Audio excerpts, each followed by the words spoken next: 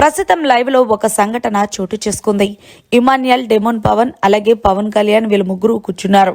ఇక ఇందులో భాగంగానే పవన్ కళ్యాణ్ ఇమాన్యుయల్ దగ్గరకు వచ్చి సారీ అన్న అంటూ చెప్పుకొచ్చాడు. అయితే ఇమాన్యుయల్, నీ సారీ పక్కన పెట్టుగాని నువ్వు నిజంగా నన్ను నమ్మక ద్రోహం చేశావు.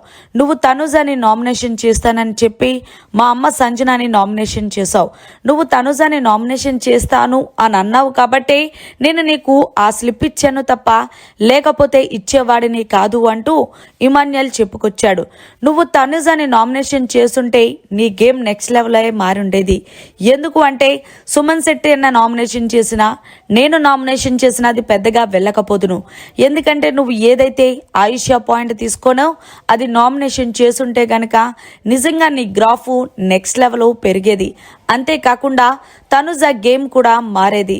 కానీ నువ్వు చివర్లో మాత్రం ప్లేట్ ఫిరాయించి నన్ను చీటింగ్ చేసి మొత్తానికి తనుజాని సేవ్ చేసి మా అమ్మ సంజనాని నువ్వు నామినేషన్లో పెట్టడం నాకు అస్సలు నచ్చలేదు అంటూ ఇమాన్యుయల్ చెప్పుకొచ్చాడు. పైగా నువ్వు ఖచ్చితంగా తనుజాని నామినేషన్ చేసుంటే ఆడియన్స్ కూడా ఒక నమ్మకం కలిగి ఉండేది, వీళ్ళిద్దరి మధ్యన ఏమీ జరగట్లేదురా అని చెప్పేసి.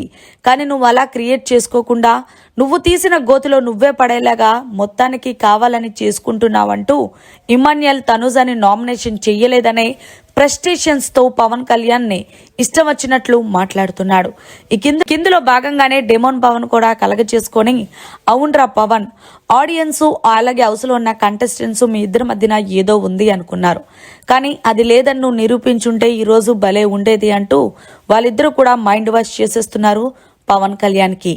ఏది ఏమైనప్పటికీ ఇమాన్యుయల్ తనుజాతోనే ఉండు, తనుజ మీద డైలాగులు వేసి తనుజాతోనే మాట్లాడుతూ ఉండి మొత్తానికి ఈ రోజు బిగ్ బాస్ హౌస్ నుంచి తనుజానే బయటకు పంపించాలనే మాస్టర్ మైండ్ వేసాడు చూడండి.